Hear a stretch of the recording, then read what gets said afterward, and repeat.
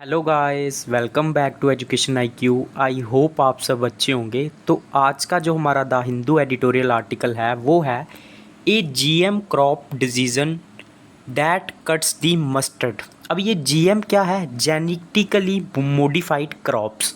अब ये जो क्वेश्चन है ना, अभी जो रिसेंटली असिस्टेंट कमांडेंट का एग्ज़ाम हुआ था 5 अगस्त को, वहाँ पे भी ये क्वेश्चन पूछा गया था कि जेनेटिकली मॉडिफाइड क्रॉप्स के बारे में जो क्वेश्चन था, आर्गूमेंट में ये आया हुआ था कि ये कितने बेनिफिशियल हैं, इसके अगेंस्ट और फॉर में आपको पॉइंट लिखने थे। तो आज डिटेल में हम इसके बारे में पढ़ेंगे। सबसे पहले मैं आपको हेडिंग समझाता हूँ। ए जीएम क्रॉप डिसीजन। जीएम मतलब जो हम लोग डिसीजन ले रहे हैं, एक फ़ैसला ले रहे हैं जीएम जेनेटिकली मॉडिफाइड क्रॉप को प्रोडक्शन को बढ़ाने की। जेनेटिकली मॉडिफाइड क्रॉप्स क्या होते हैं? इसमें क्या किया जाता है, इसमें जो डीएनए होता है ना किसी प्लांट का या फिर किसी सीड का, उसको यूज़ किया जाता है, उसको मॉडिफाई करके दो प्लांट्स को एक दूसरे के साथ उनके डीएनए को मिक्स करके या फिर जोड़ के बायोटेक्नोलॉजी की मदद से एक नया जो है सीड डेवलप किया जाता है, जो कि काफ़ी ज़्यादा अच्छा होता है। ड्रॉट कंडीशन मतलब अगर सूखा भी पड़ेगा तब भी वो अच्छा प्लांट ग्रो होगा। उसके बाद और कोई रेसिस्टेंस होगी, रुकावट होगी, उसको भी वो अच्छे से जो है वो सह पाएगा और हम लोग ज़्यादा से ज़्यादा प्रोडक्शन कर पाएंगे। ये है जेनेटिकली मॉडिफाइड क्रॉप्स। मतलब एक सीड का प्लांट का एक सीड का एक डीएनए लेना, ठीक है, जो उसका पार्ट होता है, और उसको दूसरे प्लांट के साथ मिक्स करके बायोटेक्नोलॉजी की मदद से एक नया सीड डेवलप करना। तो ये है जेनेटिकली मॉडिफाइड प्लांट्स या फिर सीड्स। तो इनके ऊपर डिसीजन लेना, ये क्या करेगा? अगर हम इसको बढ़ाएंगे ये कट करेगा, मतलब हम दी मस्टर्ड मतलब मस्टर्ड ऑयल के जो प्राइजेस हैं उनको भी कम करेगा और हमें जो है वो ज़्यादा से ज़्यादा प्रोडक्शन जो है हम लोग कर पाएंगे। तो ये इस हेडिंग का मतलब है। अब इसके अंदर में क्या लिखा हुआ है, एक एक लाइन को मैं आपको हिंदी में पढ़ाऊँगा। कोई भी डिफ़िकल्ट वर्ड मीनिंग, कोई भी इंपॉर्टेंट टर्म, वो मैं आपको साथ साथ में बताता चलूँगा। तो स्टार्टिंग से लेके पूरा वीडियो देखना और उसके बाद जाके इसको खुद से पढ़ना। इसका जो PDF है वो आपको टेलीग्राम पे मिल जाएगा और टेलीग्राम का जो लिंक है वो मैं आपको कमेंट बॉक्स में दे दूँगा, जो मेरा फर्स्ट कमेंट होगा। तो स्टार्ट करते हैं आज का द हिंदू एडिटोरियल आर्टिकल। मेरा नाम है अभिलाष। स्टार्टिंग तक जो है आप लोग जुड़े रहिएगा। तो क्या लिखा हुआ है, the adoption of science the adoption of science-based technologies for crop improvement such as genetic engineering for developing genetically modified crops as a supplement to conventional breeding methods has become an absolute necessity to address the bargaining and complex challenging of achieving global food and nutritional security under the fast changing climate। तो science based technologies को adopt करना crop को improve करने के लिए, जो हमारी जो फसलें हैं उनकी प्रोडक्शन को बढ़ाने के लिए, सच एज जेनेटिक इंजीनियरिंग मतलब ये मैं वही बताया जो हम लोग मेथड यूज़ करते हैं जिसमें डीएनए का, सीड का डीएनए हम लोग यूज़ करते हैं। तो इस मेथड को बोलते हैं genetic engineering for the developing genetically modified crops. और इससे हम लोग जेनेटिकली मॉडिफाइड क्रॉप्स को डेवलप करते हैं। ये एक सप्लीमेंट है। मतलब एक सप्लीमेंट का मतलब क्या होता है? एक फ़ायदे का जो मतलब एक कम्बिनेशन, मतलब जो आपको आपके लिए अच्छा हो। जैसे आप बॉडी सप्लीमेंट लेते हो, आपकी ग्रोथ में हेल्प करता है, उसी तरह से ये एक सप्लीमेंट है जो हमारे कन्वेंशनल, हमारे जो पुराने ब्रीडिंग मतलब जो ग्रो करने के मेथड्स थे क्रॉप्स को, उसके लिए ये एक सप्लीमेंट है, एक फ़ायदेमंद चीज़ है। और ये एक एब्सोलूट मतलब कंप्लीट नेसेसिटी बन चुकी है, ज़रूरत बन चुकी है to address the burgeoning and complex. Burgeoning मतलब जो बढ़ते हुए, बर्गनिंग का मतलब होता है बढ़ते हुए जो चैलेंजेस हैं, कॉम्प्लेक्स मतलब कॉम्प्लिकेटेड चैलेंजेस हैं of achieving global food and nutritional security. मतलब ग्लोबल फूड और न्यूट्रिशन सिक्योरिटी को अचीव करना और under the fast changing climate, मतलब जो जितना क्लाइमेट चेंज हो रहा है उस चेंजिंग क्लाइमेट में हमें फूड प्रोवाइड करना पूरे ग्लोबल को, उसके लिए ये एब्सोल्यूट नेसेसिटी बन चुकी है genetically modified crops. According to global food security and nutritional report, ये रिपोर्ट्स आप लोग नोट कर लिया करो कॉपी पे, क्योंकि एग्ज़ाम में आपको यही कोर्स जो हैं वो लिखने हैं। तो global security and food nutrition की 2019 की रिपोर्ट थी, उसने ये बताया था it is difficult to achieve the zero hunger target by 2030। मतलब ये बहुत डिफ़िकल्ट है जो हमारा जीरो हंगर का टारगेट है, कि मतलब हम लोग भुखमरी जो है वो ख़त्म कर देंगे 2030 तक। इसको अचीव करना जो है वो मुश्किल है। The emphasis needs to be on accelerating the pace of improving crops genetically। emphasis का मतलब होता है फोकस करना। तो हमारा फोकस कहाँ पे होना चाहिए? एक्सेलरेटिंग का मतलब होता है बढ़ाना, कि हमारे जो इम्प्रूविंग क्रॉप जेनेटिकली जो है हम उसको बढ़ाएंगे, ये हमारा फोकस होना चाहिए। In order to increase food production and become self reliant we require superior crop varieties and hybrids that provide enhanced yield and wide adaptability across environment. तो अगर हमें अपनी फूड प्रोडक्शन को बढ़ाना है और सेल्फ रेलिएंट बनना है, मतलब आत्मनिर्भर बनना है, तो हमें सुपीरियर अच्छे क्रॉप्स की वैरायटीज़ चाहिए और हाइब्रिड्स चाहिए, मतलब जो हम लोग यूज़ करते हैं बीज वगैरह, जो कि हमें इन्हेंस जील्ड प्रोवाइड करें। मतलब जील्ड का मतलब होता है हमारी उपज को जो है वो अच्छा करें, और अडॉप्टिबिलिटी मतलब अलग अलग इन्वायरमेंट में वो अपने आप को अडॉप्ट कर पाएँ, इस तरह के हमें क्रॉप्स चाहिए। And required fewer inputs of natural resources, और हमें कुछ छोटे छोटे जो है वो इनपुट्स चाहिए नेचुरल रिसोर्सेज से। The advent of green revolution in 1960-70 resulted in enhance food production from a mere 50 million tons in 1950-51 to 300 million tons in 2021। जो ग्रीन रेवोल्यूशन हुआ था 1960-61 में, उसने हमारी फूड प्रोडक्शन बढ़ाई 50 मिलियन टन से लेके आज हम 300 मिलियन टन्स तक पहुंच चुके हैं। However, new biotech GM crops with improved traits are a must in order to mitigate climate change and produce nutrient dense food. तो जो न्यू बायोटेक क्रॉप्स हैं, जेनेटिकली मॉडिफाइड क्रॉप्स हैं विद इम्प्रूव ट्रेट मतलब उनमें जो विशेषताएं हैं ये, और उनमें जो चेंजेस हैं, ये काफ़ी इंपॉर्टेंट है हमारे लिए अगर हमें मिटिगेट करना है। मिटिगेट का मतलब होता है कम करना है, क्लाइमेट चेंज को रोकना है और प्रोड्यूस करने हैं न्यूट्रिएंट डेंस फूड, तो हमारे लिए बहुत ज़्यादा ज़रूरी है। उसके बाद मोर क्रॉप्स अंडर जीएम, मतलब ज़्यादा से ज़्यादा क्रॉप्स किसके अंडर में, जेनेटिकली मॉडिफाइड क्रॉप्स के अंडर में। Genetic modification of crops using the available and vast genetic diversity in conjunction with traditional farming has been well documented for increased productivity contributing to global food feed and fiber security। तो जो genetically modification है crops की available और vast genetic diversity को use करके, उसके साथ साथ in conjunction का मतलब होता है किसके साथ साथ, उसके साथ जो हमारे ट्रेडिशनल फार्मिंग के मेथड है इनको हमने अच्छे से डॉक्यूमेंटेड किया है, मतलब अच्छे से हमने लिखा हुआ है कि किस तरह से करना है प्रोडक्शन को बढ़ाने के लिए, जो कि कंट्रीब्यूट कर सकता है हमारे फूड फीड और फाइबर सिक्योरिटी को लेके। According to a report by International Service for Acquisition of Agri Biotech Applications, a total of 72 countries have adopted GM crops either has a human food और animal feed. तो जो report आई है ISAA की 2020 की, उसने ये बताया कि टोटल 72 कंट्रीज़ ऐसी हैं जिन्होंने जेनेटिकली मॉडिफाइड क्रॉप्स को अपनाया है, या तो एनिमल फूड के लिए या फिर एनिमल के लिए, मतलब या ह्यूमंस के लिए, as a well for commercial cultivation। 56% of the global GM crop area is in developing countries compared to 44% in industrial countries। 56% जो global genetically modified crops area है वो developing countries में है, अगर हम इसको compare करेंगे 44% in industrial countries। GM crops have benefited more than 1.95 billion people in 5 countries। तो जो GM crops हैं उसने benefit किया है लगभग 1.95 billion people को 5 countries में। उसमें ज़्यादातर जो countries हैं वो अमेरिका, नॉर्थ अमेरिका और साउथ अमेरिका से है, जैसे अर्जेंटीना हो गया, ये आपको पता होना चाहिए, साउथ अमेरिका की कंट्री है। ब्राज़ील हो गया, कनाडा जो नॉर्थ अमेरिका की कंट्री है, इंडिया और यूनाइटेड स्टेट्स। तो इन्होंने 1.9 बिलियन मतलब लोगों को इसमें बेनिफिट मिला है, और 26% of the current global population of 7.6 billion. उसके बाद but cotton was commercialized as the first GM crop in India. लेकिन कॉटन जो है वो first commercialized genetically modified crops था इंडिया में, और लगभग 20 साल पहले हमने इसकी प्रोडक्शन स्टार्ट की थी। And has been viewed globally as a great success story in terms of economic advantage to farmers and to the nation. और ये हमारे लिए एक बहुत अच्छी सक्सेस स्टोरी है। इकोनॉमिक एडवांटेज से भी देखेंगे तो हमें काफ़ी फ़ायदा हुआ था इकोनॉमिकली भी, और इसको अगर हम लोग फार्मर्स की नज़रिए से देखेंगे तो भी पूरा अच्छा फ़ायदा हुआ था नेशन के हिसाब से। उसके बाद globally genetically modification has expanded its reach beyond the major 4 crops. तो ग्लोबली अगर पूरे वर्ल्ड में हम लोग बात करेंगे तो जो जेनेटिक मॉडिफिकेशन है उसने अपनी जो रीच है उसको बढ़ाया है।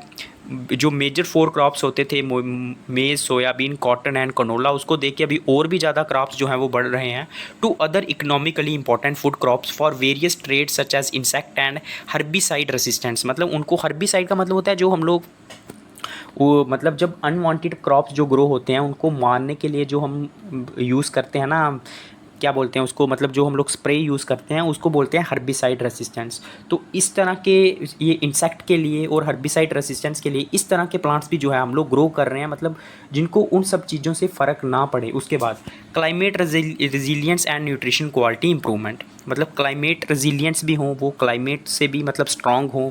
रेजिलियंस का मतलब होता है स्ट्रॉन्ग होना, मतलब किसी भी तरह क्लाइमेट में रह सकें, और न्यूट्रिशन क्वालिटी भी जो है वो उसकी इंप्रूव हो।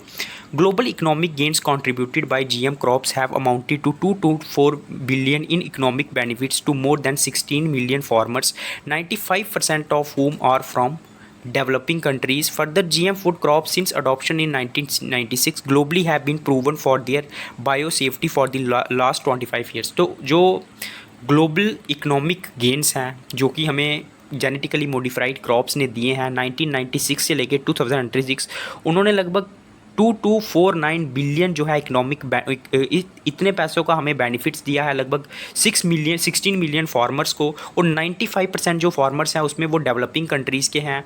उसके बाद इसने जो है बायोसेफ्टी को भी बढ़ाया है पिछले 25 सालों में। उसके बाद in edible oil deficit a focus on mustard. Edible oil मतलब जो हम लोग खाने के लिए यूज़ करते हैं, तो उसका हमें क्या हो रहा है, डेफिसिट हो रहा है, मतलब हमें वो घाटा हो रहा है, हमें बाहर से जो है वो उसको इंपोर्ट करना पड़ रहा है क्योंकि इंडिया में उसकी प्रोडक्शन कम है। तो हमारा जो फोकस है वो किसके ऊपर है, अभी मस्टर्ड ऑयल के ऊपर है। ठीक है। India faces a major deficit in edible oil, मतलब एडिबल ऑयल जो है हम लोग उसमें काफ़ी घाटा कर रहे हैं, हम लोग इंपोर्ट ज़्यादा कर रहे हैं और एक्सपोर्ट जो है वो कम कर रहे हैं, मतलब प्रोडक्शन कम कर रहे हैं। With 60% of its demand being met by import, उसकी जो 60% डिमांड है वो हम लोग इंपोर्ट के थ्रू, मतलब दूसरी कंट्रीज से मंगवाते हैं। Mustard is one of the most important edible oil crops in India, mustard जो है वो सबसे इंपॉर्टेंट क्रॉप है इंडिया में। How ever its per hectare yield is very low, लेकिन उसकी जो पर हेक्टर उपज है ना जो हम लोग ग्रो करते हैं वो काफ़ी कम है जब हम उसे कंपेयर करेंगे ग्लोबल एवरेज से, पूरे वर्ल्ड की एवरेज से। उसके बाद Thus, increasing the productivity of mustard in the country is vital for the economic well-being of farmers and self-sufficiency in edible oil production. तो उसकी प्रोडक्टिविटी को बढ़ाना मस्टर्ड ऑयल की, ये हमारे लिए काफ़ी वाइटल है, काफ़ी इंपॉर्टेंट है हमारी कंट्री की वेल-बीइंग के लिए और फार्मर्स के लिए और सेल्फ सफिशेंसी के लिए एडिबल ऑयल प्रोडक्शन में। Using genetic engineering, extensive research has been carried out at the Center of Genetic Modification of Crop Plants, University of Delhi South Campus, to create a GM mustard hybrid DMH11 with higher vigor and yield. This will facilitate an increase in domestic production of edible oil as well as enhance farm incomes. तो genetic engineering को use करके जो हमारा extensive research है उसने एक has been carried out, extensive research मतलब बहुत ज़्यादा रिसर्च जो है वो किया जा रहा है। कौन से सेंटर में, CGMCP जो सेंटर है साउथर्न दिल्ली में, ताकि हम लोग एक GM मस्टर्ड मतलब जेनेटिकली मॉडिफाइड मस्टर्ड हाइब्रिड को क्रिएट कर सकें, उसके प्लांट को क्रिएट कर सकें DMH11 with higher vigour and yield, जिसकी उपज ज़्यादा हो। ये क्या करेगा, फैसिलिटेट करेगा, मतलब ईजी करेगा, आसान करेगा, हमारी जो डोमेस्टिक प्रोडक्शन है उसको बढ़ाएगा आर्टिकलाइज का, और फार्मर्स की जो इनकम है वो भी जो है वो बढ़ाए। GM mustard hybrid is based on Barnes bar star system which works on the principle of reviewing male fertility in one parent and restoring it in offspring. तो GM mustard हाइब्रिड का मतलब यही होता है कि जो हम लोग दो प्लांट्स का यूज़ करके एक नया प्लांट जो है वो ग्रो करेंगे। तो जो GM मस्टर्ड हाइब्रिड है ना, ये बेस करता है बॉर्न स्टार सिस्टम पे, जो कि किस प्रिंसिपल पे काम करता है कि मेल फर्टिलिटी, जो मतलब फर्टिलिटी मतलब होती है कि पैदा करना की जो क्षमता है उसको कम करना एक पेरेंट में और उसको रिस्टोर करना उसके जो ऑफस्प्रिंग है उसमें। ठीक है। The herbicide tolerance gene has been deployed as a selection marker for developing the GM mustard.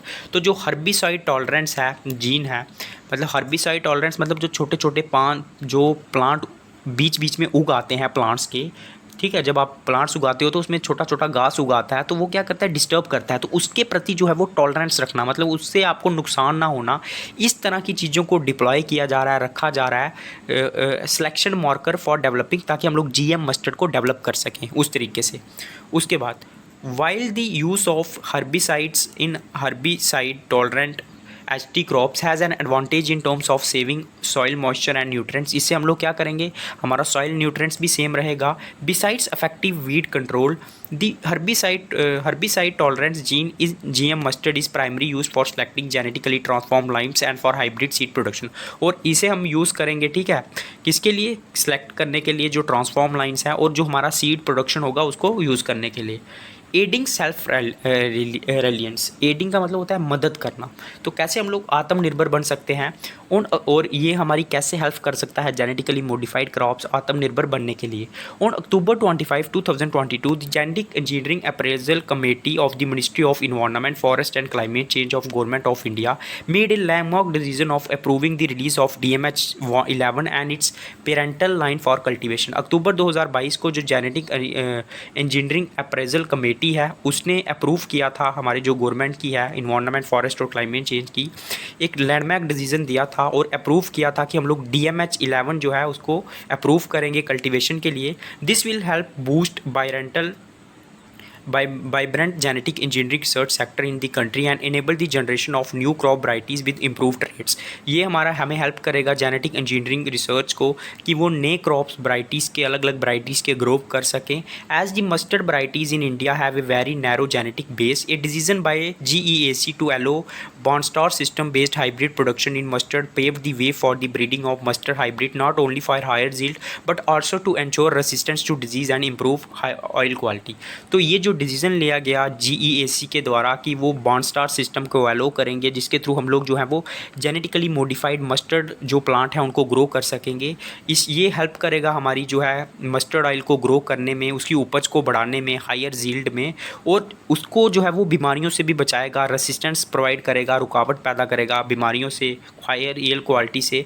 This advancement will benefit farmers for increasing yield per hectare. इससे क्या होगा, हम लोग अपनी उपज को बढ़ा सकते हैं जो फार्मर्स हैं, also leading to an increase in their income, उनकी इनकम भी इंप्रूव होगी। The domestic consumption of edible oil is around 25 million tonnes while the domestic production of mustard oil was approximately 8.5 million tons in the year 2020-21। तो जो domestic consumption थी edible oils की वो 25 million turns है, क्योंकि India में खाना उन्हीं से बनता है, और जो डोमेस्टिक मस्टर्ड ऑयल है वो 8.5 मिलियन टन्स है। India's edible oil import was approximately 13 million tons which touched 1.17 lakh crore in value terms। तो इंडिया हम लोग जो इंपोर्ट करते हैं वो 13 मिलियन टन्स है जो कि 1.17 लाख करोड़ है वैल्यू टर्म्स में, मतलब पैसों के मामले में। Cultivation of this GM mustard oil hybrid developed indigenously could help enhance farmers income.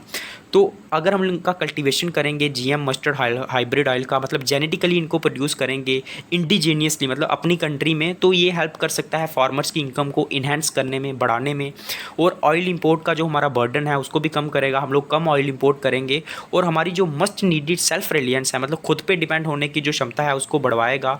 The environmental release of DMH11 marks the beginning of a new era in self reliance and sustainability in agriculture. तो ये एक नए era की शुरुआत होगी, ठीक है, और जिसमें हम लोग सेल्फ रिलायंस मतलब हमें आत्मनिर्भर बनने में, और सस्टेनेबिलिटी मतलब इस तरह से चीज़ों को यूज़ करना कि फ्यूचर जनरेशन के लिए भी वो सही रहे, इन्वायरमेंट पे कम इफेक्ट पड़े, तो इन सारी चीज़ों में ये हेल्प करेगा। More improve GM food crops are needed to boost the profitability of Indian farmers. तो हमें नए GM फूड क्रॉप्स की ज़रूरत है, जेनेटिकली मॉडिफाइड क्रॉप्स की ज़रूरत है, ताकि हम लोग अपना प्रॉफिट को बढ़ा सकें इंडियन फार्मर्स का। तो ये था आज का the Hindu editorial article. I hope आपको समझ में आया होगा। अब एक बार इसको जाके खुद से पढ़ लेना, आपको पूरा जो है वो समझ में आ जाएगा। वीडियो अच्छा लगा तो लाइक करना, कमेंट करना, और टेलीग्राम को ज्वाइन कर लेना। उसका जो कमेंट बॉक्स में मैं आपको लिंक जो है वो प्रोवाइड कर दूंगा। तो लाइक करें, सब्सक्राइब करें। डेली रात को मेरा वीडियो आएगा, जैसे ही वीडियो अपलोड होगा तुरंत मैं लिंक आपको टेलीग्राम पर दे दूँगा। और जो मेरा दूसरा वीडियो आता है जिसमें हम लोग पूरा द हिंदू कवर करते हैं 5 से 6 मिनट में, वो भी जो है मेरा डेली आएगा, तो उसको भी आप लोग देखना। उसमें उसका भी आपको जो टेलीग्राम लिंक है वो आपको पूरा मिल जाएगा। इससे क्या होगा, आपका पूरा द हिंदू न्यूज़पेपर जो है वो कवर हो जाएगा। तो लाइक करें, सब्सक्राइब करें, ज़्यादा से ज़्यादा टेलीग्राम, फेसबुक, व्हाट्सएप सब पे शेयर करें। जय हिंद।